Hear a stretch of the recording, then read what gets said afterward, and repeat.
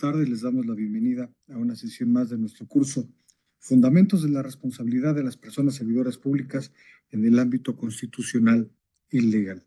El día de hoy con el tema Principios rectores en la actuación de la persona servidora pública, tema que será impartido y a quien tengo el honor de presentar a nombre de la Escuela Federal de Formación Judicial. Nos honra contar con su participación para la impartición de esta clase del maestro Julio César Rodríguez Delgado. Él es licenciado en Derecho por la Universidad Nacional Autónoma de México, maestro en Derecho Administrativo por la Universidad Panamericana, con una amplia experiencia académica a través de diplomados por muchas instituciones, y dentro de su vasta experiencia profesional, pues contar que se ha desempeñado en la Procuraduría General de la República, en la Universidad Nacional Autónoma de México, en la Secretaría de Seguridad Pública, en su momento titular del área de quejas y de servicios aeroportuarios en el Aeropuerto Internacional de la Ciudad de México, y actualmente es abogado postulante. Estimado maestro Julio César Rodríguez Delgado, como lo comenté en principio, es un honor para nosotros contar con su participación, y a nombre de la Escuela Federal de Formación Judicial, de su directora general, la doctora Josefina Cortés Campos, le damos la bienvenida por compartirnos parte de su tiempo y experiencia en esta actividad académica. Nuevamente, muchísimas gracias y bienvenido. Buenas tardes a todos. Agradezco la oportunidad que me da el instituto de poder compartir con todos ustedes esta charla respecto a los principios rectores que rigen el actuar de las personas servidoras públicas. Un tema sin duda interesantísimo, que tiene un marco normativo bastante amplio, bastante interesante, y que nos obliga a todos los que nos hemos desempeñado o nos desempeñamos en la función pública a actuar bajo este marco normativo, el cual inicia desde la Constitución Política de los Estados Unidos Mexicanos. Si avanzamos un poquito en la presentación, por favor, Manuel. Desde el artículo 109 de la Constitución Política de los Estados Unidos Mexicanos, vamos a ver que se nos empieza a hablar justamente de los principios, ¿no? Cuando se establece que se impondrán sanciones de carácter administrativo a las personas servidoras públicas que en el marco de su actuación vulneren los principios de legalidad, honradez, lealtad, imparcialidad y eficiencia. Entonces, aquí tenemos el primer acercamiento respecto de estos principios que han de regir a las personas servidoras públicas, que son estos 5 a nivel constitucional. Todos muy importantes, todos muy trascendentes, todos de un gran impacto no solamente para las personas servidoras públicas, sino para la población en general, porque al final del día el actuar de las personas servidoras públicas siempre va a tener un impacto en el gobernante, ¿no? Podemos iniciar con ese principio de legalidad, ¿no? Que nos lleva a ver que esta legalidad se refiere a la conformidad o al compromiso y la obligatoriedad que tenemos de ajustarnos y cumplir con la ley. Tanto las personas servidoras públicas como los particulares siempre deberán actuar dentro del marco legal que tengamos previamente establecido, con una diferenciación en ese sentido. El particular puede hacer todo, absolutamente todo, con excepción de lo que la ley expresamente le prohíba hacer. A diferencia de ellos, las personas servidoras públicas solamente pueden realizar aquello que la ley expresamente les permita.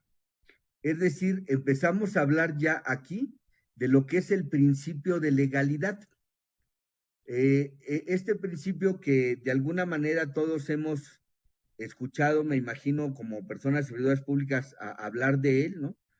Que se acota principalmente y tradicionalmente por la doctrina a que los actos de autoridad deben de estar debidamente fundados y motivados. Pero el principio de legalidad es más amplio que eso. Si bien es cierto que efectivamente parte de este principio de legalidad es lo que ya comentamos, que la autoridad solamente puede hacer lo que expresamente la ley le faculta, y que los actos de autoridad deben de estar debidamente fundados y motivados, tal y como se establece en el artículo 3 de la Ley Federal de Procedimiento Administrativo, que es uno de los requisitos de existencia y validez del acto administrativo, no bastará con ello. Pero antes de avanzar un poquito en cuál es la otra parte de este principio de legalidad, vamos a explicar un poquito qué es la fundamentación y motivación. Por fundamentación debemos entender que el actuar de toda persona servidora pública en el dictado de un acto administrativo o un acto de autoridad debe de citar los preceptos legales en que funda su acto. Y ahí tenemos diferentes aspectos de ello. Uno es, deberá citar los artículos que le dan facultades, es decir, aquellos en los que está establecidos sus atribuciones, sus funciones, sus facultades. Pero también deberá citar aquellos que le den ámbito de actuación dentro de un nivel de gobierno. Sabemos que existen 3 niveles de gobierno, el federal, el estatal y el municipal. Entonces, cada uno de estos tiene sus propias normas, ¿no? Hay normas que son concurrentes para los 3 niveles de gobierno, como pueden ser las normas en materia de salud, las normas en materia de educación, muy fundamentalmente las normas en materia de seguridad pública, pero hay normas que son reservadas únicamente a la federación, ¿no? Hay otras que son solamente para los estados y otras que rigen solamente a nivel municipal, como son los mandos municipales y de buen gobierno.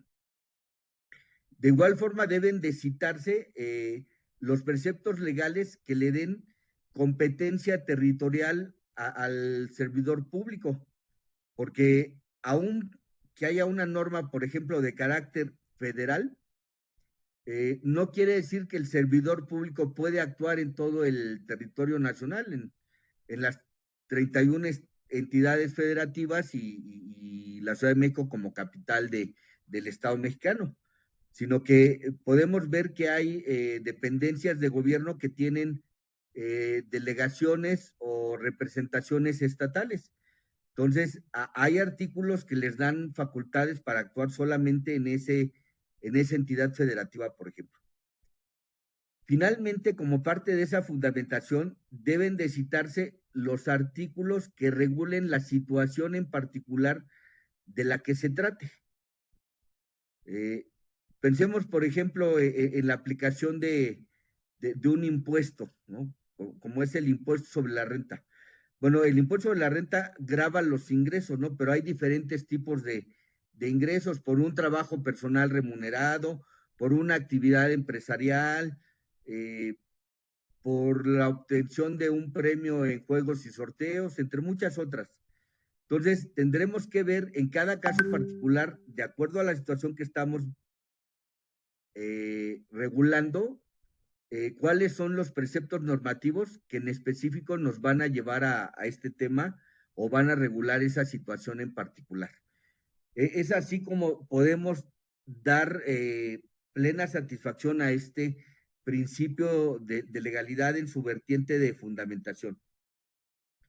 En tratándose de la motivación, debemos plasmar en nuestro acto de autoridad o en nuestro acto administrativo las circunstancias particulares que nos llevaron a la emisión de ese acto, ¿no?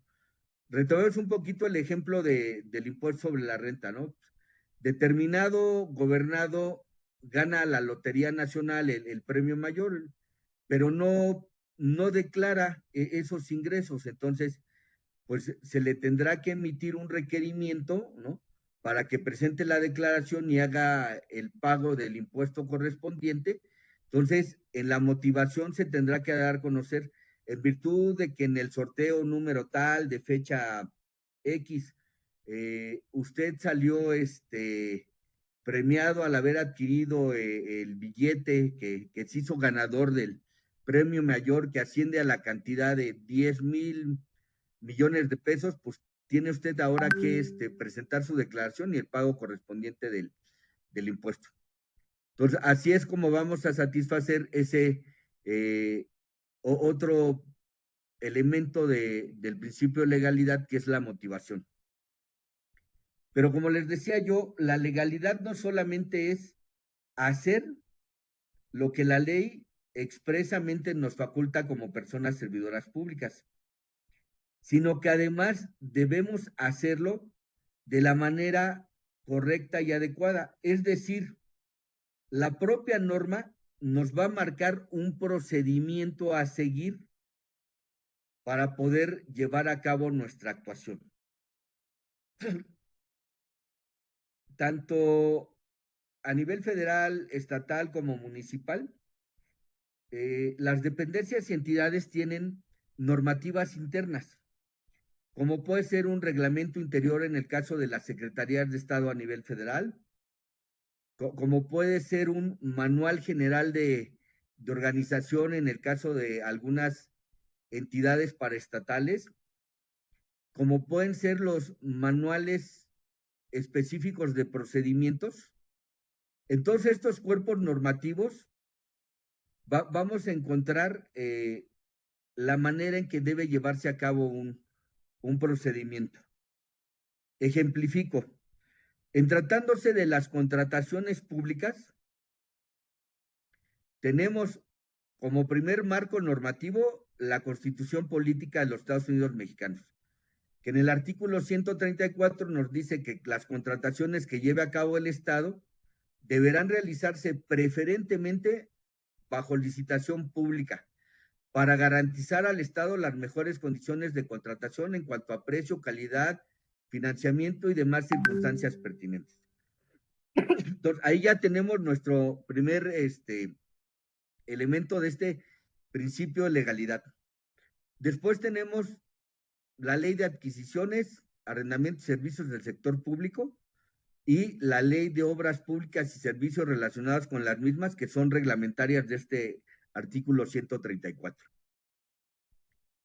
En esta ley vamos a ver que ya se empieza no solamente a normar a nivel genérico los procedimientos, al establecernos que puede ser por licitación, por invitación a cuando menos 3 personas o por adjudicación directa, sino que además nos va marcando una serie de directrices de cómo vamos a llevar a cabo el proceso de contratación. Nos dice cómo debemos planear desde el cierre del ejercicio anterior nuestro programa anual de adquisiciones o de obras públicas según la materia. Nos va diciendo cómo debe de darse a conocer. Después nos va dando los requisitos mínimos que una convocatoria debe de tener, cuáles son los actos que van a regir el proceso, la junta de aclaraciones, el acto de presentación y apertura de propuestas, los actos de evaluación de las propuestas y finalmente el acto de fallo donde se da a conocer el ganador del proceso de contratación. Asimismo, nos da a conocer cuáles son los requisitos generales que un contrato de esta naturaleza debe llevar. Pero no paramos ahí. Cada dependencia o entidad tiene sus políticas, bases y lineamientos que van señalando qué áreas son las que van a llevar a cabo cada una de las actividades dentro de estos procesos. Y esto se complementa con un manual de aplicación general en materia de adquisiciones o en materia de obra pública que resultan obligatorios para todas las dependencias y entidades. Y es en todos estos cuerpos normativos donde nos van diciendo cada paso de cómo llevar a cabo el proceso de contratación. Entonces, no basta con citar los preceptos, sino que hay que llevar el proceso de acuerdo a todos estos cuerpos normativos en cada uno de sus pasos, que nos va diciendo qué área tiene que hacer qué, en qué momento, cuáles son sus plazos. Y es así como podemos entonces sí estimar que estamos cumpliendo plenamente con ese principio de legalidad que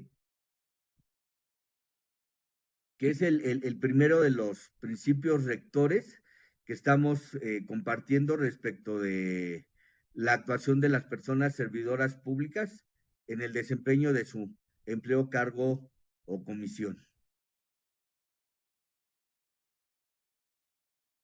como siguiente principio dentro de estos constitucionales, tenemos el principio de honradez. Uno de los principios de mayor impacto, no solamente para las personas servidoras públicas, sino para el gobernado, que es al final del día quien tiene esa percepción de si el actuar de la persona servidora pública se encuentra apegado a este principio o no, porque eh, la honradez es un concepto que más que jurídico es moral, describe cualidades de una persona que actúa de manera justa, recta e íntegra, tanto en sus pensamientos como en sus acciones, porque una parte fundamental de esta honradez es que exista congruencia entre el pensar, el actuar, el sentir y el hacer de la persona servidora pública. De ahí que podamos estimar que una persona honrada es una persona recta en su obrar, que es decente, que es razonable, que es sincera, que en su actuar obra de buena fe, no buscando propiciar daños a los demás ni buscando un beneficio personal.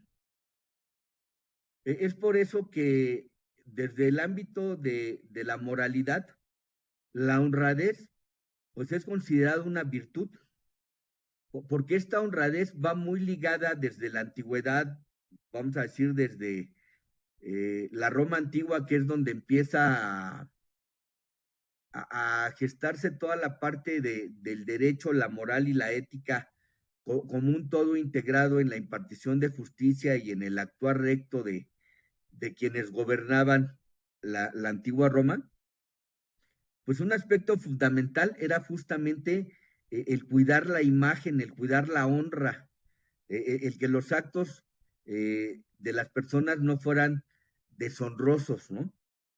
Entonces, esta virtud es muy amplia porque generalmente asociamos eh, este tema de la honradez, pues como al servidor público que no es corrupto, que no se enriquece de manera ilegal, de manera ilegítima, ¿no? Pero es mucho más amplio, ¿no? Muchas veces el actuar del servidor público deshonrado, deshonesto, pues no tiene que ver con la parte patrimonial o pecuniaria. Muchas veces tiene que ver con que actúa de mala fe. ¿Cuántas veces hemos advertido que el impartidor de justicia retrasa sin una causa justa el acceso a la justicia al gobernado? Y no solo al gobernado, pues también las personas servidoras públicas se ven inmersas muchas veces en los temas de que requieren el pronunciamiento de la autoridad jurisdiccional, ¿no? Quienes trabajan en los jurídicos de las dependencias y entidades, quienes trabajan en los órganos internos de control, quienes trabajan en materias de impuestos o contribuciones en general, pues requieren que la autoridad ejerza su función para poder darle firmeza a los actos que han sido emitidos por la autoridad. Y digo, pongamos el ejemplo ahorita de los paros que hay en el Poder Judicial de la Ciudad de México, pues no hay una causa justa que les legitime a retrasar indebida e indefinidamente esa impartición de justicia. Entonces, ahí vemos cómo esa honradez tiene que ver con un actuar legítimo, con un actuar de buena fe, ¿no?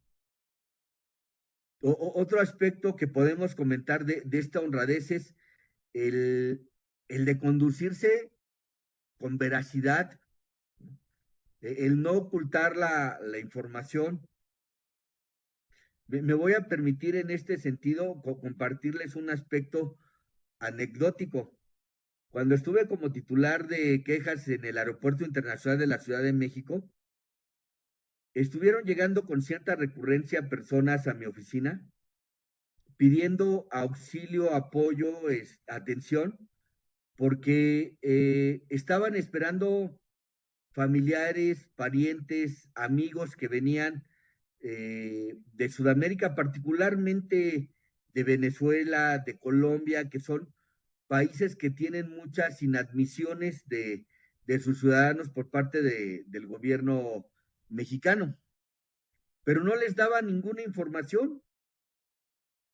Entonces, cuando yo logré tener un acercamiento con el encargado de la oficina del Instituto Mexicano, del Instituto Nacional de Migración, ahí en el aeropuerto, lo primero que me dijo es que no voy a violentar el procedimiento y no los voy a admitir. Dice, porque pues no reúnen los requisitos. Le dije, mira, vámonos tranquilos, yo no vengo a pedirte una ilegalidad, no lo estoy haciendo ni lo haría jamás, porque no es mi labor. Le dije, yo lo único que vengo a pedirle al instituto es que le den información a la gente. O sea, si la persona de la que quieren saber no reúne los requisitos, porque se contradijo entre el cuestionario escrito y el cuestionario oral que le hicieron, y vemos que no es verdad lo que está diciendo como para que pueda ser admitido, sin correr el riesgo de que se quede de manera ilegal en el país, pues no lo admitas. Yo lo que te pido es a esa persona que está angustiada, desesperada, en incertidumbre, con inseguridad jurídica, de saber qué pasó con la persona que esperaba, dile, no lo vamos a admitir en el país y lo vamos a regresar mañana en el vuelo de las X horas a su país de origen. Vas a cumplir con tu labor y vas a estar apegado a la legalidad, pero vas a actuar con apego a esa honradez al decirle a estas personas con veracidad qué es lo que va a pasar.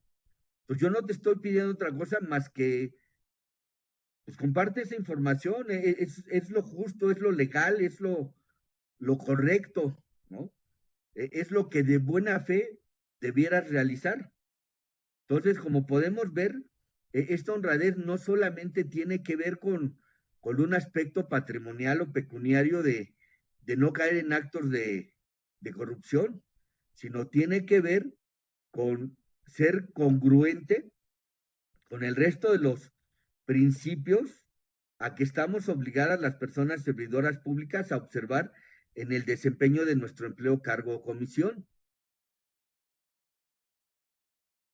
Como tercer principio tenemos la lealtad, eh, la cual pues es una cualidad humana que va muy ligada a lo que es la fidelidad, es decir, al cumplimiento de compromisos, a la defensa de aquello en lo que se cree y en lo que se cumple y en lo que se confía.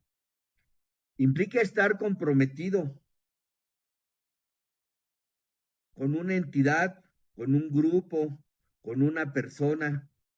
En el caso particular de las personas servidoras públicas, implica estar comprometido con las instituciones, es decir, en principio con el Estado mexicano, del cual forma parte la Administración Pública Federal, como parte de uno de los tres gobiernos que conforman al Estado mexicano. Asimismo, pues implica ese compromiso con nuestra dependencia o entidad en la que estamos prestando nuestros servicios, ¿no? Porque si algo es lamentable, es que exista deslealtad, que exista traición a la dependencia o entidad, ¿no? Eh, ¿Cuántas veces hemos sabido de personas servidoras públicas que tienen una doble cachucha, por decirlo de alguna manera? Trabajan en los jurídicos o en áreas de impartición de justicia o de dictaminación para la entrega o el otorgamiento de concesiones, de permisos, de autorizaciones, y al mismo tiempo son gestores por fuera o son litigantes en contra del propio Estado en las materias en las que ellos son la autoridad reguladora o regulatoria, ¿no? Entonces, pues no, o sea, debe haber ese compromiso de fidelidad para cumplir con lo prometido, mantener esa palabra dada de sujetarse al marco normativo y a los principios que van a regir el actuar de una persona servidora pública. Debe haber un compromiso de brindar el respaldo y el apoyo a nuestra institución, ¿no? Porque parte de esa lealtad tiene que ver con el compromiso que muchas veces falta de realmente ser productivos en nuestra jornada de trabajo, ¿no? A mí me tocó lidiar mucho cuando trabajé en la Secretaría de Comunicaciones y Transportes con el personal sindicalizado. Ese entraba, aprovechaban sus retardos al máximo, querían primero su tiempo para desayunar, para su aseo personal, y ya después había que ver si podían empezar a laborar, ¿no? Y pues uno necesita gente comprometida para que pues pueda cumplirse con la labor sustantiva que tenemos encomendados cada una de las áreas que integran la dependencia o entidad en la que estamos prestando nuestros servicios. Finalmente, quiero destacar que como parte de esta lealtad, pues existe también un compromiso de conducirnos con honestidad, de ser sinceros y veraces en los compromisos que asumimos y que efectivamente los llevemos a cabo, los cumplamos, para poder entonces sí estimar que estamos cumpliendo con este principio de lealtad. Nuestro siguiente principio a nivel constitucional es la imparcialidad, que es la capacidad de una persona o una institución de emitir un juicio o tomar una decisión de manera objetiva. Es decir, que en la toma de decisiones que van a marcar nuestras acciones, eh, las llevemos a cabo considerando únicamente los factores estrictamente involucrados, aquellos que son tangibles, que son objetivos, y no tomar en cuenta la subjetividad ni los intereses propios. La imparcialidad, como principio, es un concepto estricto que significa estar libre de prejuicios, es decir, abstraerse de consideraciones subjetivas y centrarse en la objetividad de un asunto. Muchas veces en nuestro actuar diario, pues permitimos que aspectos subjetivos, que aspectos de nuestra manera particular de ser, de habernos formado, nuestros principios religiosos o de grupo, nos llevan a tomar decisiones que están sesgadas o están cargadas a favor de determinada persona o de determinada parte. Y eso es incorrecto. Debemos siempre conducirnos con esa imparcialidad que nos lleve, ligados al principio de legalidad que ya comentábamos, a realizar nuestra labor conforme a las normas, siguiendo el procedimiento que estas mismas nos indican y con la mayor objetividad posible, para que así realmente podamos llevar a cabo nuestra labor y el dictado de nuestros actos de la manera más justa, equitativa posible. Toda vez que si algo es importantísimo de este principio de imparcialidad, es que de alguna manera es un rector de los derechos humanos. Porque si nosotros no actuamos con esa imparcialidad, si nosotros nos dejamos llevar por cuestiones subjetivas, por simpatías, por animadversiones, porque hasta eso puede influir que alguien nos caiga mal y a la hora de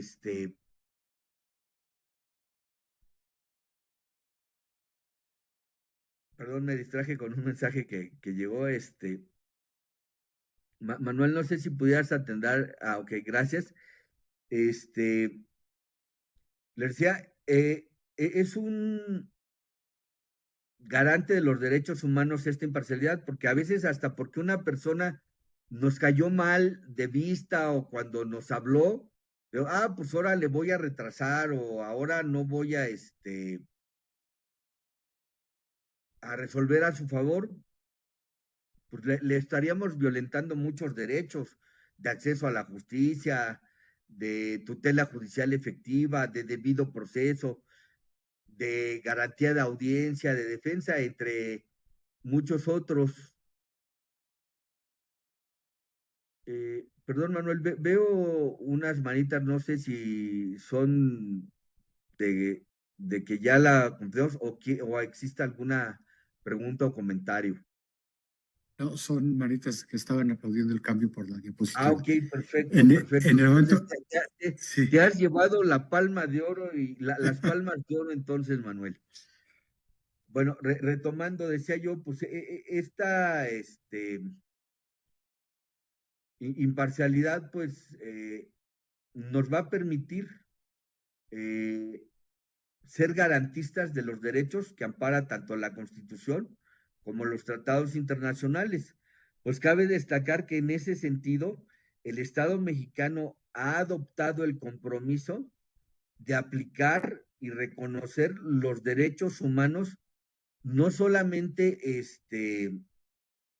que nos otorga o nos reconoce más bien la Constitución Política de los Estados Unidos Mexicanos, porque ya son nuestros, no es que el Estado nos los dé, sino también aquellos que se encuentren plasmados en los tratados internacionales de los que México sea parte. Entonces, ya nuestro cúmulo de derechos humanos es muy amplio y a través de este principio de imparcialidad, conjuntamente con el de legalidad, pues están muy protegidos y salvaguardados estos derechos.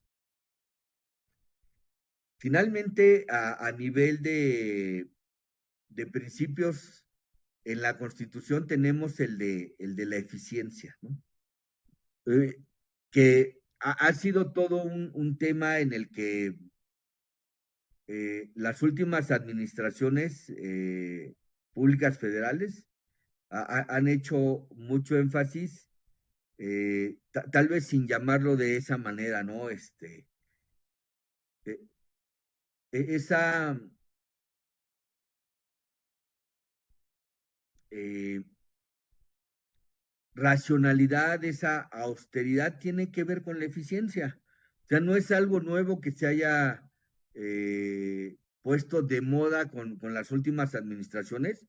Es un principio que ha estado ahí en la Constitución desde hace muchos, muchos años y que tiene que ver justamente con que logremos los objetivos utilizando los recursos que tenemos de la mejor manera posible. Eso de hacer más con menos o con lo que se tiene, pues tiene que ver mucho con esa eficiencia. Y no ha sido gratuito porque yo recuerdo que desde la administración del expresidente Felipe Calderón, ya se buscaba la manera de hacer ahorros, ¿no?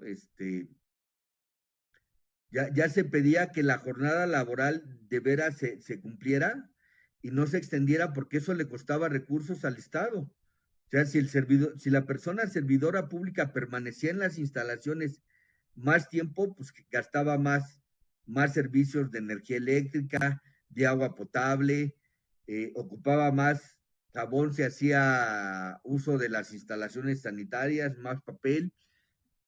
Entonces, desde esa época, ya se veían medidas en ese sentido. También con el expresidente Enrique Peña Nieto se implementó que las revisiones de los documentos se realizaran en digital para que solamente se llevaran a cabo la impresión de las versiones definitivas de los documentos. Entonces, eso es parte de la eficiencia de optimizar los recursos para sacarles el mejor provecho y sin que ello afecte, obviamente, la consecución de los objetivos, metas y programas que tenga a cargo la dependencia o entidad en la que cada persona servidora pública esté prestando sus servicios. Con esto estaríamos agotando los 5 principios de los que nos habla la Constitución. Me agradaría pues abrir un espacio, a lo mejor unos 10 minutos, para que si hay alguna duda o algún comentario que nos pueda enriquecer el tema, pues con todo gusto nos lo compartan. Las dudas se las ampliaremos con todo gusto y recibiremos con más gusto todavía los aportes que enriquezcan esta sesión de parte de ustedes. Si alguien gusta hacer un comentario, participación o manifestar alguna duda, los micrófonos se encuentran abiertos. Bueno, si gusta levantar la mano o hacerlo a través del chat para que se habiliten estos mecanismos.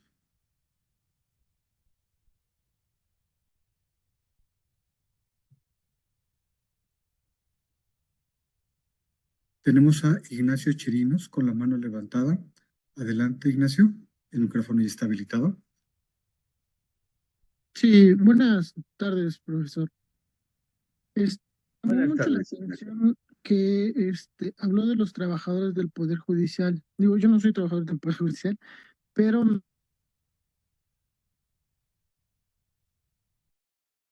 el principio de legalidad ellos no lo cumplen. Pero sí se me hace un poco importante subrayar, ¿no? Que en realidad el Estado en ese sentido se protegió muy bien al estar estos trabajadores en otro apartado, ¿no? Y no tener el beneficio de la huelga como tal, además de que ellos no tienen contrato colectivo de trabajo, sino condiciones generales de trabajo, ¿no? Entonces sí se me hace importante señalar esa situación. Sí, sí, creo que a lo mejor en algún caso ellos tienen propuestas para mejorar en ese sentido lo que ellos están trabajando, exigiendo pues los artículos fundamentales para poder trabajar, como son escáneres, hojas blancas. Sabemos que es complicado por todo el tema político que ha habido en la transformación de este poder judicial, pero si nos pudiera un poco hablar de esta legalidad de la que nos habla, yo creo que en cierto sentido estos trabajadores tienen ese principio de legalidad en ese ámbito de decirlo, y en el principio individuo prooperario, ¿no? Dado que ellos, pues esa es la única forma que tienen para poder reclamar esa situación. De antemano, muchas gracias, muy interesante la ponencia y a la orden. Gracias. Mira, Ignacio, sin pretender politizar la sesión, interesante lo que compartes. Sin duda, toda persona, no solamente las servidoras públicas, toda persona tiene derecho a buscar la mejora en sus condiciones de trabajo.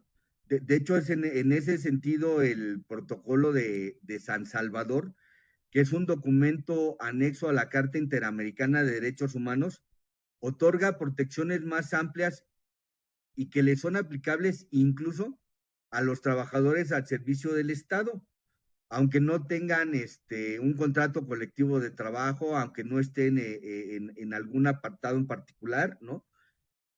Pero me parece que si hay una violentación al principio de legalidad, cuando no hay una determinación de la autoridad competente que le suspenda los términos y los plazos, que afecte la celebración de audiencia. Y mira, te pongo ejemplos que realmente son trascendentes. No voy a hablar de los que se quieren divorciar o del que está queriendo cobrar un pagaré, ¿no? O sea, estoy hablando de personas que tienen ahorita en trámite la solicitud de una medida cautelar de prisión preventiva no oficiosa, por ejemplo, ¿no? Y que ya vencieron los 2 años que la medida debía durar y siguen ahí porque no hay un juez que pueda llevar una audiencia para que pueda ser escuchado, y si la autoridad acusadora, que es el Ministerio Público, no ha sido capaz de probar su responsabilidad penal, pues que siga el proceso con otra medida, a la mejor prisión domiciliaria, pero no es lo mismo a la preventiva, ¿sí me explicó? O aquellas personas que son víctimas de violencia intrafamiliar y que no les pueden decretar medidas de protección porque no hay ahorita una persona juzgadora que pueda decretarlas. O sea, de ese tamaño es el impacto cuando las medidas de protesta son tan genéricas como las que se están llevando a cabo en este momento por parte del Poder Judicial de la Ciudad de México. O sea, sin duda, porque además, mira, hasta donde yo tengo conocimiento, ellos están pidiendo un 9% de aumento salarial que ya habían pedido en febrero y que era una cuestión que ya se había resuelto en su momento o que ya habían aceptado lo que se había negociado y por eso habían ya reabierto en febrero los juzgados. Entonces, que ahorita de manera cíclica repitan las peticiones, me parece que sí los aparta un poquito del principio de legalidad, más allá de lo justas o injustas que puedan ser sus demandas, ¿no? Porque el derecho de uno termina donde empieza el derecho del otro. Y me parece que el derecho a manifestarte para hacer reclamos tiene esas limitantes de no afectar, sobre todo, derechos fundamentales de personas, como los ejemplos que te acabo de pedir, a los que la tutela judicial efectiva, el debido proceso, el acceso a la justicia pronta y expedita, son derechos que se les están quedando a deber. Espero que con esto haya yo, desde el ámbito estrictamente jurídico, aclarado la duda. Sí, No profesor, sé muchas si gracias. alguien más, mándeme. Sí, muchas gracias, profesor. Por nada, Ignacio. No sé si alguien más tenga alguna duda o quiera compartir algo.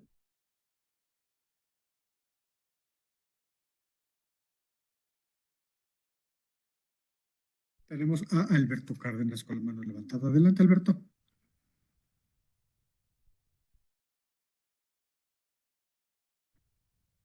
Sí, muy buenas tardes. Disculpe, no puedo abrir mi cámara, pero no sé si puedo hacerle una pregunta. ¿Sí me escuchan? Sí, las que gustes, Alberto. Ah, profesor, muy buenas tardes. Para preguntarle, fíjese que estaba yo viendo los principios que usted muy amablemente nos hizo favor de mencionar, pero me surgió una duda si, por ejemplo, he escuchado que los códigos de ética también contienen algunos ciertos principios. Estos son, digamos que son, pueden ser utilizados, pueden, al mismo tiempo son, como digamos, compatibles o no para los procedimientos de responsabilidad de los servidores públicos. Sí, mira, por supuesto que son compatibles, algunos de ellos son complementarios, todos son de observancia general y obligatoria por estar establecidos en cuerpos normativos. Mira, vamos a llegar a ello. Eh, yo estoy yendo, ahora sí que siguiendo lo que es a nivel teórico se denomina pirámide kelseniana, que nos da la estructura de la jerarquía de las normas. La norma principal de un Estado constitucional de derecho como es el Estado mexicano es la Constitución Política de los Estados Unidos Mexicanos. En esta Constitución están estos 5 principios. Como siguiente tópico o subtema, después de que cerremos esta sesión de preguntas y comentarios de parte de ustedes, vamos a entrar a los principios que establece la Ley General de Responsabilidades Administrativas. Ahí tenemos, si la memoria no me falla, 11 principios. Algunos son estos de los que ya hablamos, más otros, ¿no? Entonces, de acuerdo a esa estructura kelseniana que yo les comentaba, el segundo nivel, después de la Constitución, son las leyes generales y leyes federales. Entonces, por eso es que como segundo subtema vamos a ver los principios rectores que están regulados en la Ley General de Responsabilidades Administrativas en su artículo 7, que nos da, además de esos principios, una serie de directrices que debemos observar las personas servidoras públicas en el desempeño de nuestro empleo, cargo o comisión. Y finalmente, como tercer subtema, vamos a hablar de los principios que establece el Código de Ética para las personas servidoras públicas de la Administración Pública Federal. Ahí vienen otros principios que van a complementar los que ya comentamos, los que estamos a punto de ver, y además viene una serie de reglamentaciones de actos que aquí, más que decirnos qué podemos hacer, son una serie de regulaciones, de situaciones o conductas de las que debemos abstenernos, ¿no? Por ejemplo, ¿no? De hacer comentarios de contenido sexual, ¿no? Es una de las cuestiones que tiene el código de ética. Que vamos a llegar hasta allá, solo fue hacer un comentario para ir ilustrando. Todo esto se va a complementar. Son 3 cuerpos normativos que, insisto, todos son de observancia Profesor, obligatoria la para... pregunta es porque fíjese que en una ocasión, en una clase, algún maestro me dijo que los servidores públicos no podían ser sancionados con el código de ética. Entonces, ahorita que mencionó usted estos principios, me surgió la duda porque ya ve que, por ejemplo, la Ley General de Responsabilidades, como usted dice, te marca también los principios y a raíz de esto los servidores públicos pueden ser sancionados. Pero este maestro me dijo, bueno, mira, ¿sabes qué? Si bien es cierto, el código de ética contiene unos principios y valores, son valores biónticos, que no, o sea, efectivamente, de acuerdo a las reglas, pues no puedes tú violentarlas o vulnerarlas.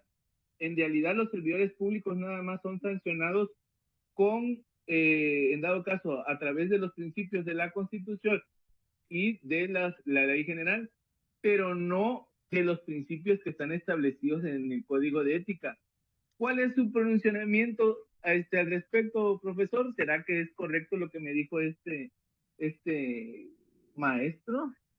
Mira, Alberto, no quiero yo ser quien genere una polémica. Yo respeto el punto de vista de cualquier persona que tenga el valor de tomar la responsabilidad de una sesión, ¿no? Yo te voy a compartir desde mi experiencia, ¿sí? Y ya cada uno de ustedes fijará el criterio que crea el más adecuado, ¿no? Desde mi experiencia en el entendido de que yo trabajé en la Contraloría de la UNAM, de la entonces Secretaría de Agricultura, de la entonces Secretaría de Comunicaciones y Transportes, directamente en la Secretaría de la Función Pública y en las Contralorías del Aeropuerto Internacional de la Ciudad de México y Servicios Aeroportuarios de la Ciudad de México. En algunas de ellas fui autoridad investigadora, es decir, quien conocía de las quejas y denuncias, llevaba a cabo la investigación y turnaba a la autoridad sustanciadora y resolutora para que sancionara. Y en otras ocasiones fungí como la autoridad encargada de llevar el procedimiento de responsabilidades administrativas. Y puedo decirte que a partir de la entrada en vigor de la Ley General de Responsabilidades Administrativas, sin poderte dar el dato exacto, pero es por ahí del artículo 17, no soy de esos codigueros que saben la ley de memoria, ¿no? Pero la Ley General de Responsabilidades Administrativas tiene disposición expresa de que deberá emitirse y observarse de manera obligatoria un código de ética, ¿no? Entonces, el código de ética para las personas servidoras públicas tiene su sustento en la Ley General de Responsabilidades Administrativas. al ser un cuerpo normativo que fue publicado en el Diario Oficial de la Federación, requisito sine qua non para que tenga obligatoriedad y pueda ser la base para una sanción administrativa ante su incumplimiento, reviste el carácter de una norma general de observancia obligatoria para toda persona servidora pública que labore en la Administración Pública Federal. Y con base en mi experiencia, yo realicé turnos a la autoridad substanciadora resolutora, basándome, entre otras cuestiones, en violaciones al Código de Ética. Y afortunadamente, desde el punto de vista de la labor que yo llevaba a cabo como autoridad investigadora, fueron casos de éxito. Porque, mira, un aspecto muy complejo de probar es el tema del acoso y el hostigamiento sexual. Tan es complejo que se tuvo que emitir un manual con lineamientos específicos para llevar a cabo las investigaciones y la resolución de esos asuntos con perspectiva de género. Entonces, bajo eso y concatenado con la aplicación del Código de Ética, por lo menos en aeropuerto logramos sancionar a 3 acosadores, apoyándonos muchísimo en el Código de Ética. Esa ha sido mi experiencia. Yo supongo que la persona que hizo el comentario que refieres, pues lo habla desde su óptica, y si desde su óptica él tuvo casos de éxito en sentido contrario, pues me imagino que es desde esa perspectiva que lo esté manejando. O si como autoridad no fueron casos de éxito cuando citó el Código de Ética, pues también puede ser desde esa óptica que lo esté compartiendo así. Yo desde mi experiencia te diría que sí es obligatorio y que sí puede dar pie al fijamiento de responsabilidades. Obviamente tienes que construirlo, ¿no? No solamente en el tema de esto, mira, te lo ejemplifico un poco más. O sea, citas el Código de Ética en la parte de lo que habla de los temas del acoso y el hostigamiento sexual, en relación con el artículo 7, ¿no? Con los principios de legalidad, de disciplina, de integridad, más el artículo 49, fracción primera de la propia ley general, y el artículo, no recuerdo ahorita cuál es el que regula el abuso de funciones, ¿no?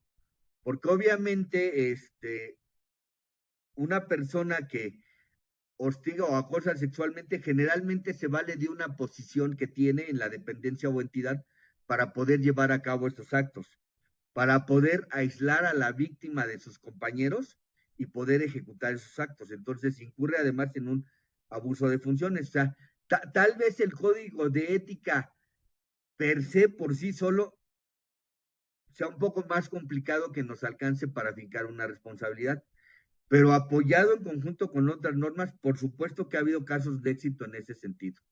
No sé si con esto quede contestada tu pregunta. Sí, maestro, muchísimas gracias. Estoy al pendiente de la clase. Gracias. Muy bien, Alberto, gracias. Maestro, también tenemos a José Miguel Hernández con la mano levantada.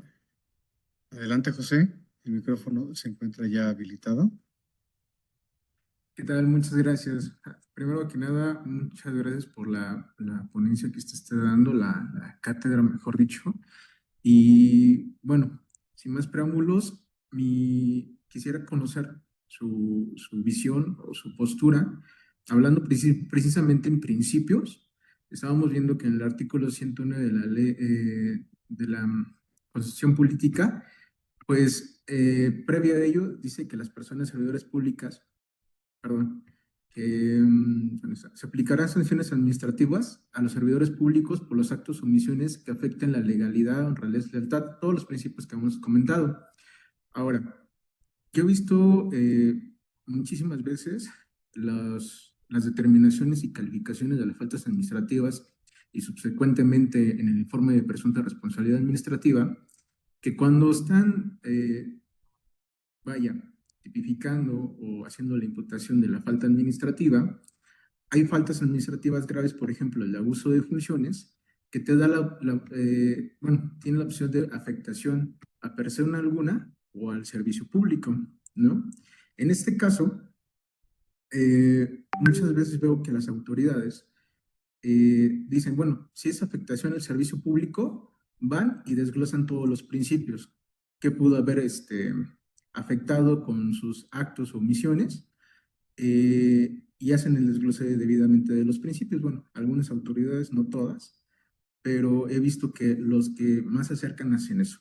Pero cuando tratan de imputar, o mejor dicho, de acreditar la afectación, ya sea pecuniaria o en este caso a la hacienda pública o al patrimonio público del ente, basta con que únicamente señalan, no sé, se afectó 100,000 pesos o 2 millones de pesos, pero se les olvida en esa afectación señalar qué principios a la vez fueron violentados. Usted, a su experiencia, considera que tanto en una afectación, ya sea pecuniaria, al patrimonio público o al servicio público, es necesario señalar cuáles son los principios que fueron violentados y no solamente restringirlos cuando solamente se habla de afectación por ejemplo, al patrimonio? Mira, sin duda es una cuestión compleja y yo creo que es más bien casuística, ¿no? Efectivamente, como señalas, a la hora de hacer la calificación e integrar el informe de presunta responsabilidad administrativa, se ha ido experimentando mucho. Y te explico un poquito por qué. Cuando estaba la Ley Federal de Responsabilidades Administrativas de los Servidores Públicos, todo era a contrario sensu, es decir, el artículo 8 nos daba un catálogo de obligaciones, ¿no? Y decías, el incumplimiento, es decir, hacer lo contrario a lo que dice, es lo que se sanciona. En la estructura de la ley general, en el caso de las faltas no graves, se sigue con esa estructura. O sea, si tú no cumples con esto, es decir, si tú haces lo contrario, te voy a sancionar. Pero en el caso de las faltas graves, lo que hacen ahí es seguir la tipología de los delitos, es decir, yo te describo una conducta, la cual si tú realizas es sancionable, o sea, ahí ya no es a contrario sensu, sino que tú hagas exactamente eso, ¿no? O sea, comete el delito de homicidio el que priva de la vida a otro, no te está diciendo la ley, está prohibido matar, ¿no? Entonces, no te dice la norma, no podrás incurrir en abuso, no, te dice, comete abuso de funciones el que ejerza aquellas que no tiene conferidas, o bien el que se valga de las que tiene para inducir actos arbitrarios, ¿no? Actos o omisiones arbitrarios que generen un perjuicio al servicio público o a un tercero, ¿no? Entonces, me parece que allí sí es muy de cada caso, aunque creo que ha habido ciertos abusos, más que de las autoridades investigadoras y substanciadoras, del tribunal, ¿no?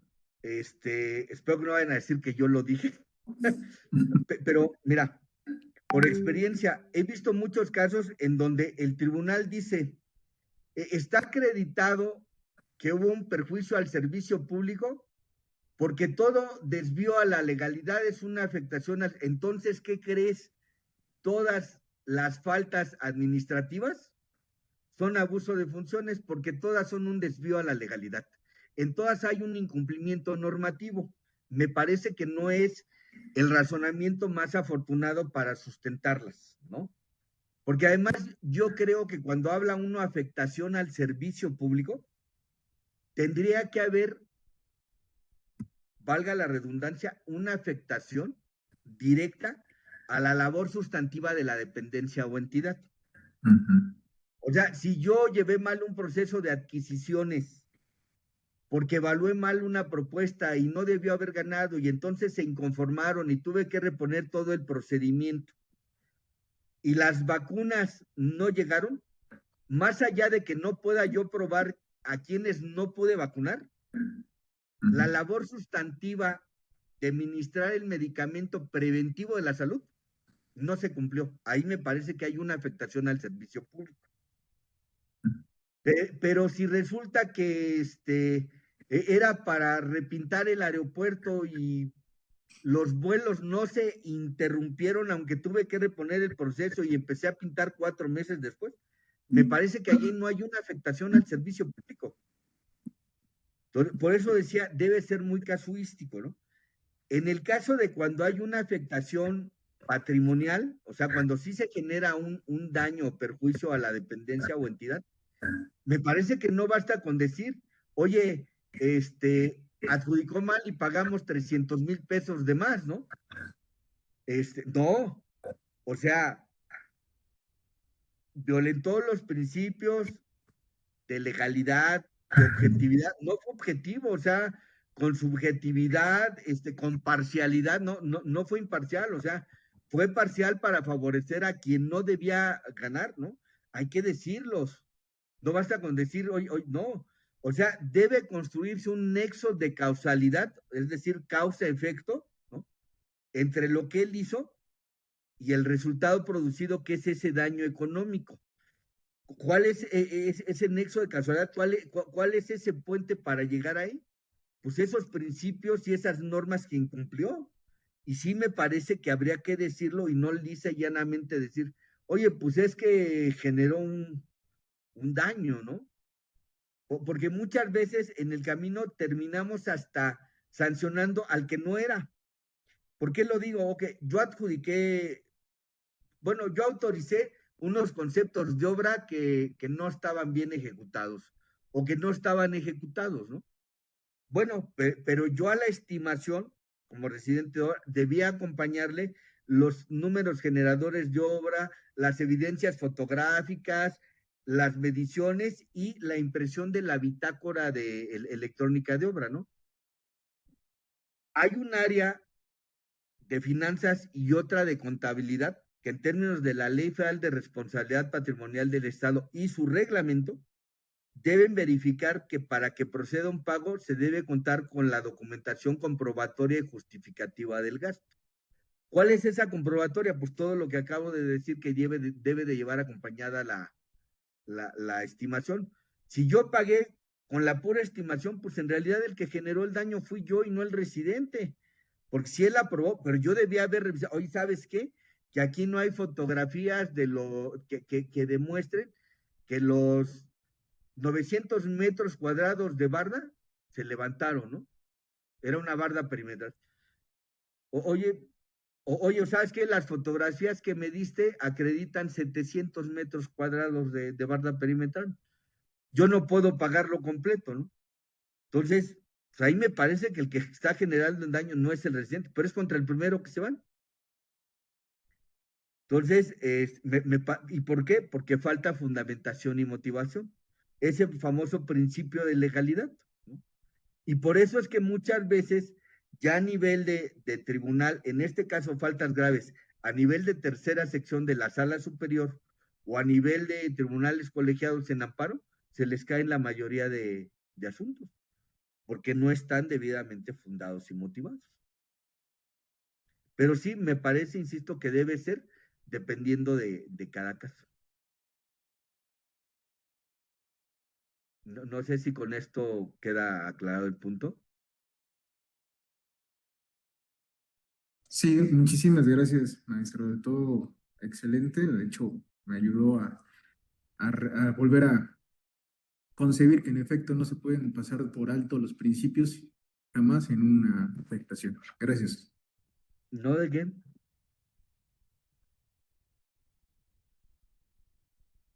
Yo estoy de ese lado. Por el momento ya no tenemos manos levantadas, maestro. Ok. Bueno, ¿les parece si tomamos 10 minutos para despejarnos un poquito, yo refrescar la garganta y continuamos con la segunda parte de este tema? Claro que sí, maestro. Regresamos en 10 minutos. Muy bien, les agradezco mucho.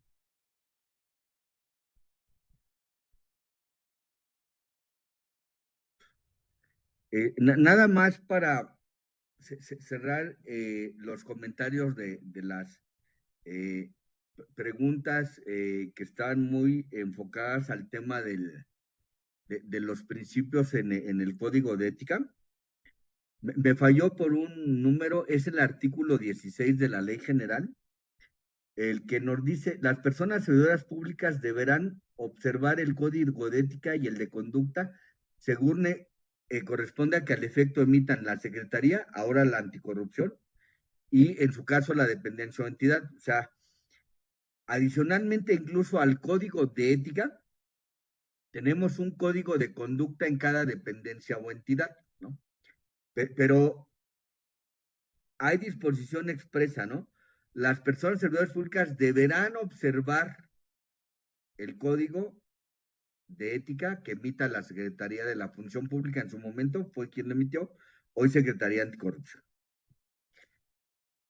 Aplicación y obligatoriedad en términos del artículo 1 del propio Código de Ética. El presente Código de Ética es aplicable a todas las personas que desempeñen un empleo, cargo o comisión en las dependencias y entidades de la Administración Pública Federal, porque es obligatorio en cualquiera de sus niveles jerárquicos, incluyendo al personal de base y sindicalizado. Entonces, aquí dice, pero además dice este artículo 1 que los incumplimientos serán objeto de denuncia en términos del artículo 24 del propio código. ¿Y qué nos dice este artículo 24 del Código de Ética? Pues nos dice que cualquier persona servidora pública o particular podrá denunciar los incumplimientos al propio Código de Ética, para lo cual da dos alternativas. Ante el Comité de Ética y Prevención de Conflictos de Interés de la dependencia o entidad de que se trate, para que ésta conozca el asunto y en su caso emita una recomendación de carácter preventivo. O bien, se puede presentar ante el órgano interno de control de la dependencia o entidad a efecto de que se establezca una investigación por la posible comisión de faltas administrativas. Entonces, por supuesto que es obligatorio y que sí da pie al fincamiento de responsabilidades. Dicho lo cual, vamos a entrar ya al segundo subtema, que es los principios dentro de la Ley General de Responsabilidades Administrativas. Manuel, si pudiéramos pasar a la siguiente,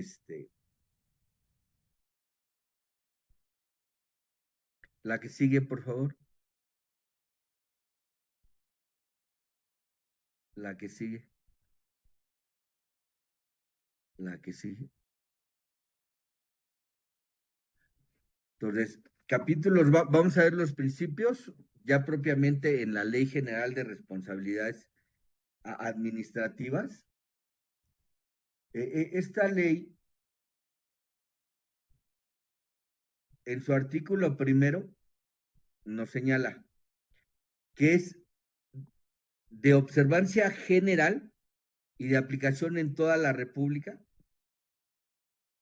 Entonces, esta ley pues rige para todas las personas servidoras públicas, al margen de que cada entidad federativa ha sacado la suya. Pues esta es una materia concurrente y esta ley en estricto sentido debiera tener aplicabilidad en los 3 niveles de gobierno sin necesidad de una ley particular para cada entidad federativa.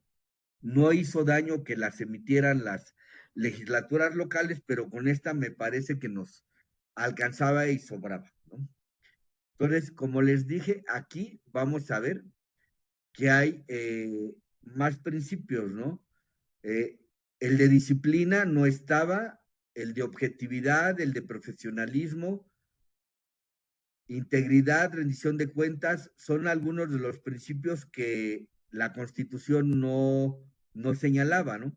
También están los que decía la Constitución, pues como para darle un refuerzo a esos principios, porque además el artículo 7 de la ley nos va a establecer una serie de directrices, ¿no?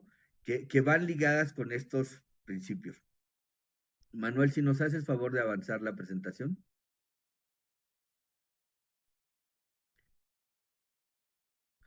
Ahí ya vamos a empezar a ver algunos de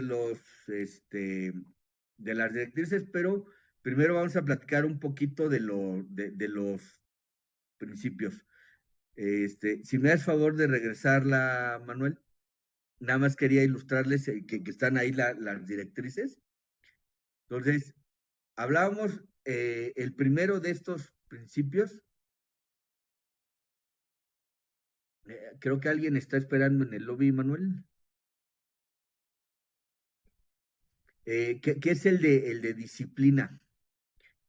La disciplina, además de principio, podemos verlo como una virtud de carácter personal, porque pues, no todas las personas son disciplinadas, sabemos quienes somos indisciplinados, ¿no? Porque esta virtud que tienen las personas que son disciplinadas conlleva la capacidad de controlar sus impulsos en aras de poder seguir un plan y lograr los objetivos eh, que se tienen marcados a pesar de las dificultades que se puedan presentar, ¿no? Retomando un poquito lo que comentaban hace rato del Poder Judicial, de pues los escáneres, del papel, etcétera, ¿no? A pesar de esas adversidades, pues una persona disciplinada trata de poder, siguiendo las normas, las leyes, los lineamientos, los manuales de la dependencia o entidad, es capaz de llegar al resultado esperado. En ese sentido, pues la disciplina es crucial para el funcionamiento eficiente de las instituciones. O sea, si no tenemos o no conformamos un equipo de trabajo disciplinado, pues alguien va a propiciar algún retraso, va a evitar que las metas, los objetivos o el resultado final se obtenga, ¿no? Es como en un equipo, ¿no? Si alguno, en lugar de jugar de manera aplicada, disciplinada, pues aplica aquella de ir nadando de a muertito, pues el equipo no funciona, ¿no? En esa parte se abre un resquicio que genera pues un resultado adverso, ¿no?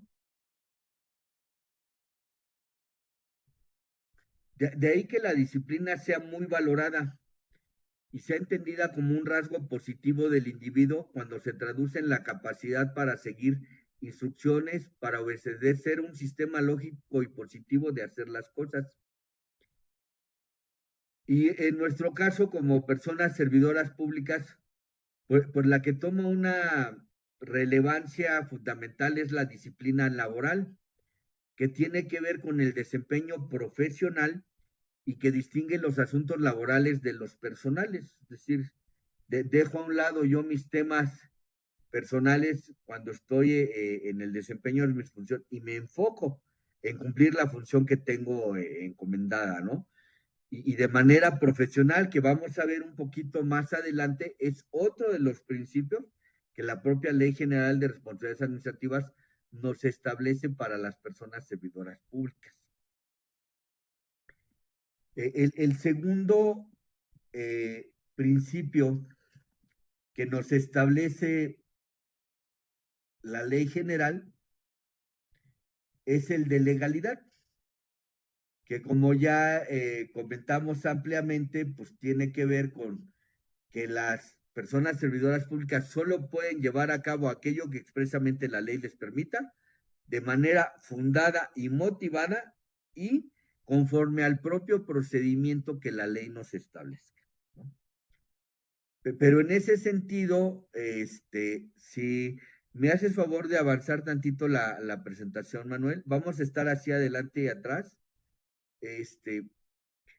Dentro de las directrices que nos marca este artículo séptimo, en su fracción primera, nos establece que las personas servidoras públicas deberán de actuar conforme a las leyes, reglamentos y demás disposiciones jurídicas, como ya comentamos, los manuales de organización, los de procedimientos, los manuales de aplicación general, el código de ética, el código de conducta, entre muchas otras disposiciones jurídicas, que son las que van a regular el empleo, cargo, comisión de cada una de estas personas. De ahí que la propia ley establezca como obligación para las personas servidoras públicas de conocer de manera puntual las disposiciones que regulan el ejercicio de sus funciones, facultades y atribuciones, para que así estén en aptitud de poderlas cumplir. Entonces, como vamos viendo, y lo comentaba yo hace unos minutos, se van complementando los principios de la Constitución con los de la Ley General. Y para mayor claridad nos van señalando una serie de directrices que nos van a hacer como una guía o un indicativo, ¿no? de cómo podemos apoyarnos para el cumplimiento de estos principios. O sea, ¿cómo podemos cumplir el principio de legalidad? Pues la mejor manera, la más eficaz, la más eficiente es que yo como persona servidora pública me tome el tiempo de conocer las normas que rigen mi actuar. Generalmente las dependencias y entidades tienen un intranet y en ese intranet tienen una normateca donde tendrán a disposición todas las normas que resultan aplicables al interior de cada dependencia o entidad. Entonces, la herramienta ahí está, aprovechémosla para que conozcamos bien este marco normativo que nos rige, ¿no? El siguiente principio es el de objetividad.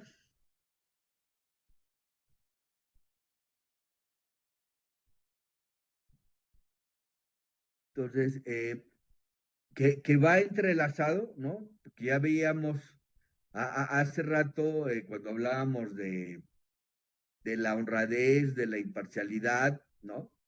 Que conllevaba el ejercicio de esos principios, el atender o resolver los asuntos de nuestra competencia con objetividad, ¿no? Entonces, pero ya está aquí en la ley incorporado como un principio esa objetividad. La objetividad se refiere a expresar la realidad tal cual es, así como la cualidad de ser objetivo. Cuando hablamos de expresar la realidad tal cual es porque existe la realidad fáctica, material, o sea, los hechos como que acontecieron, ¿no? En la vida práctica, tal y como sucedieron de manera lisa y llana, ¿no?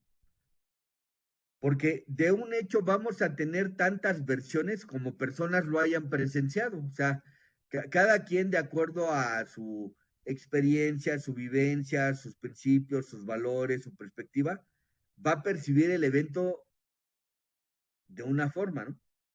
Pero en la verdad material, o sea, lo que los hechos y a veces los documentos demuestran, pues es una sola, ahí no cabe de, pues yo lo interpreté como que yo lo visualicé de otra forma, ¿no? O sea, es el hecho tal cual es, ¿no? O sea, en un choque de tránsito, ¿no? Pues las dos partes o las partes involucradas, si son más de dos vehículos, cada quien va a decir que un tercero tuvo la culpa, él no fue el responsable de la colisión, ¿no? Pero si en el lugar hay cámaras y todo, y pues vemos quién tenía el verde, quién tenía el rojo, o quién tenía ya la preventiva, que no es de, pues písale más al acelerador y alcanzas, ¿no? O sea, la preventiva es de frena, baja tu velocidad, haz tu alto, ¿no? Pues esas cámaras nos permitirán visualizar el hecho como aconteció y saber quién fue el responsable con independencia de lo demás, ¿no? O si no hay semáforo, pero es visible que alguno de los colisionantes iba checando su celular, cosa muy frecuente, ¿no? Pues ese será el responsable de acuerdo a los hechos, ¿no? Percibidos de una manera objetiva. Entonces, por eso es que el servidor público en su actuar debe actuar desprovisto de subjetividades, de percepciones, de cuestiones que vicien su ánimo, que vicien su percepción y que le impidan resolver pues, no solamente de manera objetiva, sino también de manera imparcial.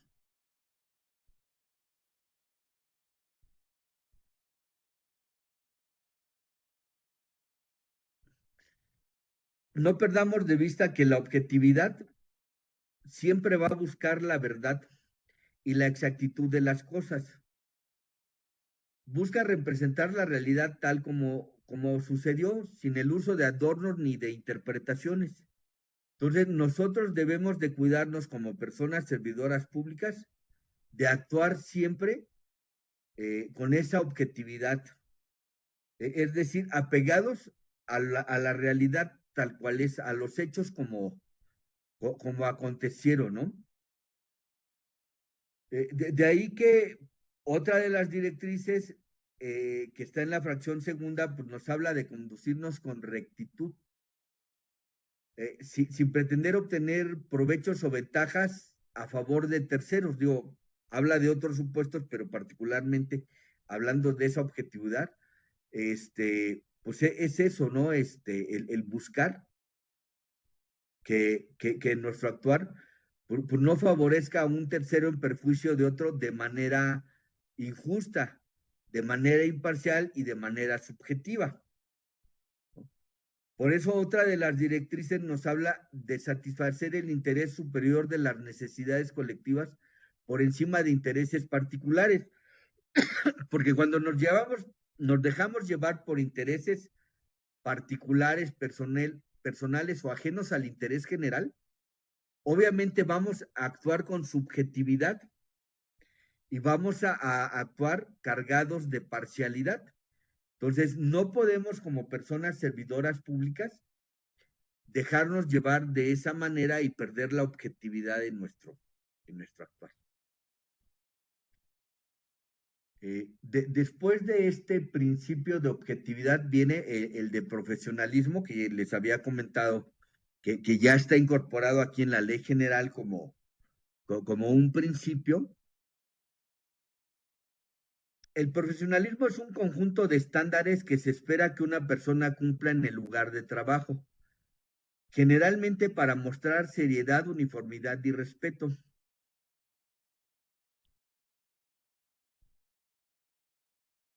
Y cuando hablamos de profesionalismo, también nos referimos al grado de especialidad, de expertise, de preparación que existe en un ámbito o en un cargo determinado.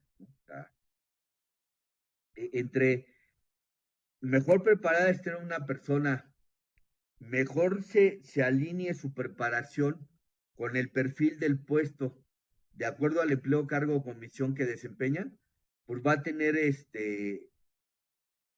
un mayor profesionalismo, porque va a tener un mejor dominio de lo que está llevando a cabo, ¿no?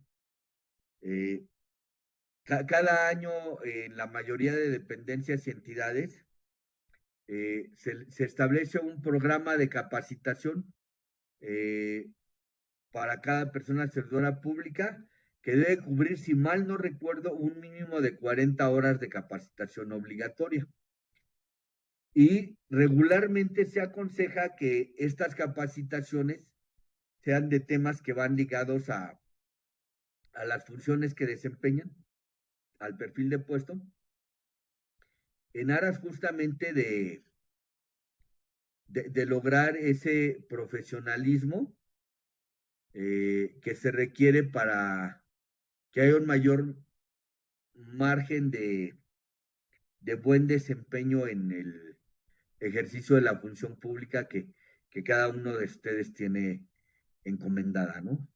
Entonces, ese profesionalismo no tiene que ver con la profesionalización de grado académico, ¿no?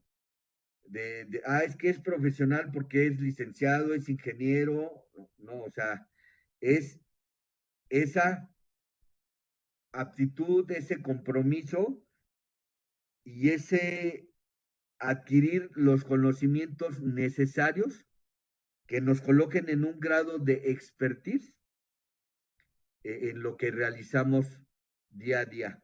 En ese sentido, yo les puedo decir, yo que he pasado por tantas dependencias y entidades, hay gente que es casi inamovible, les digo yo que tienen ya hasta su placa de inventario, que tienen 15, 20, 25, 30 años, y que son los que dominan la labor de las áreas, a veces mucho más que quienes llegan de jefes de departamentos, subdirectores, directores, que pues no tienen ese nivel de profesionalismo que a veces se requiere, pero tampoco tienen ese nivel de compromiso para profesionalizarse, ¿no? Cuando es un deber, porque forma parte de los principios que en el ejercicio de su labor deben observar. El siguiente principio del que nos habla la ley general es el de honradez, del que ya hablamos hace rato. Entonces no haré ya mayores comentarios, solamente reforzaré la parte de que no necesariamente la honradez va ligada a la no corrupción, ¿no? Al abstenerse de actos de cochupo, sino que va también al conducirse con veracidad, al conducirse de buena fe, ¿no? Y al buscar siempre el bien común y el bien mayor. El siguiente principio de la ley es la lealtad, que igualmente ya lo estuvimos viendo previamente. Entonces, de igual manera, tampoco haré más comentario, como tampoco lo haré de la imparcialidad, que también ya la comentábamos, ¿no? Si pudiera hacerme favor de avanzar un poquito en la presentación, Manuel. Solo diré que una menos, ahí. Solo diré que particularmente como estos principios van muy ligados, el de honradez, imparcialidad y lealtad, dentro de estas directrices que les comentaba que también nos establece el artículo 7º de la Ley General, vemos que la fracción cuarta nos habla de dar a las personas en general el mismo trato, imparcialidad, no conceder privilegios o preferencias a organizaciones o personas, ¿no?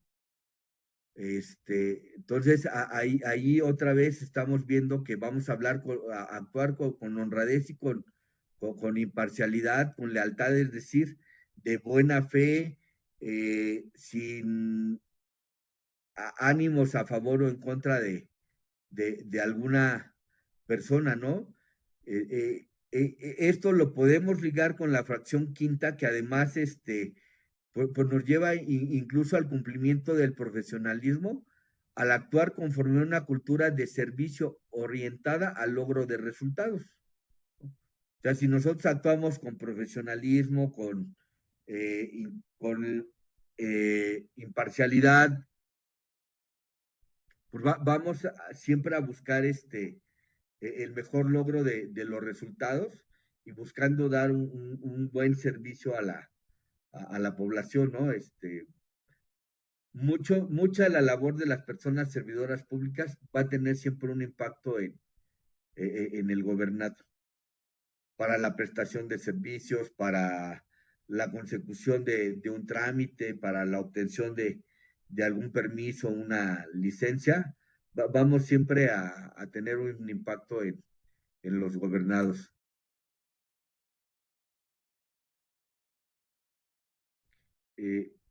Después viene dentro de estos principios el principio de integridad, que tiene que ver con la dualidad, con la cualidad, perdón, de que una persona sea íntegra. Y esto nos lleva a afirmar que la persona servidora pública que es capaz de cumplir con este principio de integridad es una persona virtuosa, porque la persona que se conduce de manera íntegra es una persona que tiene un actuar recto, honesto y coherente. Es decir, lo que dice, lo que piensa, tiene plena congruencia con lo que lleva a cabo. De ahí que la integridad pues, nos lleve a una conducta que implica actuar de la manera correcta y de la manera justa. Y me parece que esto es de lo más relevante cuando hablamos de que dentro de la integridad llevamos implícito el actuar justo. Porque si bien tenemos el principio de legalidad que ya comentamos ampliamente,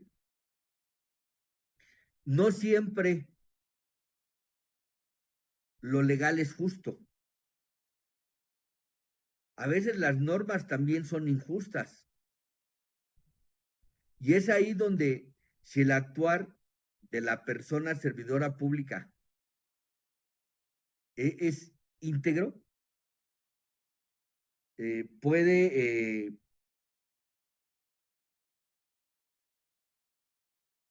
llevar a que el actuar sea justo más allá de lo que la ley le establezca, ¿no? Miren, les voy a compartir una experiencia. En mi devenir como autoridad investigadora, alguna vez recibí una denuncia por un caso de hostigamiento sexual. Y en paralelo a que yo lo recibí, también lo recibió el Comité de Ética. Y el presidente del Comité de Ética era el oficial mayor de la entidad en la que yo laboraba en esa época. Y entonces yo dicto unas medidas de protección a favor de la víctima, cuidando no revictimizarla. Y el presidente del Comité de Ética dictó otras medidas de protección que la revictimizaban porque determinó que la persona que debía ser cambiada de área era la víctima. La ley le permitía, ¿no? O sea, el manual de integración del Comité de Ética de la entidad le permitía. O sea, su actuar era legal, pero no era justo porque estaba revictimizando. Ahí no había integridad en su actuación. Entonces, tuve que hacer gestiones con el titular del órgano interno de control, dado el nivel jerárquico del presidente del comité, para que accediera a revocar sus determinaciones. Afortunadamente, logramos esa sensibilidad en la persona y recompuso y actuó de manera íntegra, ¿no? Porque al final del día él había actuado dentro del marco legal de actuación que tenía normado, o sea, él estaba en plena aptitud de decir, pues la que se va a otra área es ella, ¿no? Porque además de que era el presidente del Comité de Ética, pues era el responsable de los recursos humanos, financieros y materiales de la entidad. Entonces, pues él tenía la libre administración del personal. Pero logramos que su actuar se enderezara y fuera ético, pero no siempre pasa así, y no siempre el actuar, aunque sea legal, es justo. Entonces, qué bueno que este principio de integridad nos permita complementar al de legalidad, para que así, como decía yo, la persona que es íntegra es una persona virtuosa, pues logre justamente llegar a ese nivel de ser una persona virtuosa, porque se conduce con honestidad en sus palabras y en sus acciones, porque actúa con coherencia entre lo que dice y lo que hace, porque actúa con responsabilidad, porque se hace responsable de las acciones y decisiones que toma, como fue el caso de esta persona que les comentó. O sea, sí asumió la responsabilidad de sus decisiones y revocó su determinación, porque actúa una persona íntegra con respeto hacia los demás, hacia sí mismo y sobre todo a los principios que rigen su actuar. Y en consecuencia de ello es una persona que nos va a inspirar confianza, porque se desempeña con integridad personal, integridad en el trabajo e integridad moral. Y así, pues lleva ese desempeño íntegro a todos los ámbitos y a todos los aspectos de su actuar cotidiano. Entonces, me parece que es de la mayor relevancia este principio de integridad,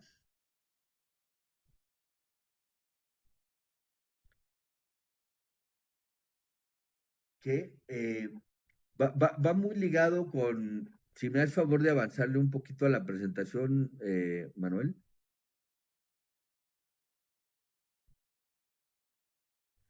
Con el contenido de la fracción 7 de este artículo séptimo, promover, respetar, proteger y garantizar los derechos humanos establecidos en la Constitución, porque solo el actuar honesto, el actuar con respeto, con responsabilidad, con congruencia, nos va a permitir cumplir con esto, que además es un mandato constitucional, porque el artículo primero de la Constitución dice que todas las autoridades del Estado mexicano tienen el deber de promover, respetar, proteger y garantizar los derechos humanos. Y además ese artículo primero dice que interpretando las normas de modo que se obtenga la protección más amplia para el gobernante. Entonces, así de importante es este principio de integridad que nos va a permitir, junto con el de imparcialidad que veíamos hace rato, tener principios garantes de los derechos humanos. El siguiente principio que vamos a comentar, y yo creo que con ese cerramos porque ya estamos casi sobre el tiempo, es el de rendición de cuentas. Tan traído, tan llevado, tan discutido, quién debe ser su garante, quién debe tutelarlo. ¿Por qué? Porque en un contexto general se refiere a la obligación que tiene el Estado de dar cuenta de las acciones, decisiones y resultados que se obtienen en el ejercicio de la función pública. Este proceso de rendición de cuentas implica informar, que es dar a conocer los resultados y las acciones realizadas.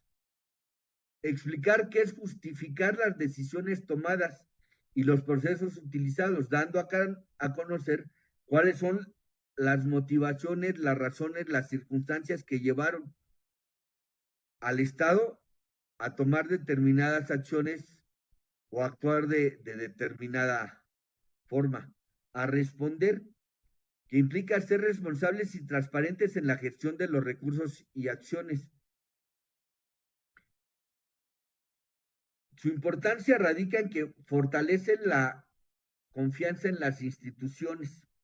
Si uno sabe cómo actúan, por qué actúan, de qué manera, cuáles son sus resultados, cuáles han sido sus hierros también, pues podemos tener una mayor confianza en nuestras instituciones. Permite también a los ciudadanos verificar el desempeño de las autoridades y organizaciones. Fomenta la transparencia y el acceso a la información, que ahora ya pues tenemos que acostumbrarnos al nuevo procedimiento ante la Secretaría Anticorrupción, que es ahora la garante de la transparencia y el acceso a la información.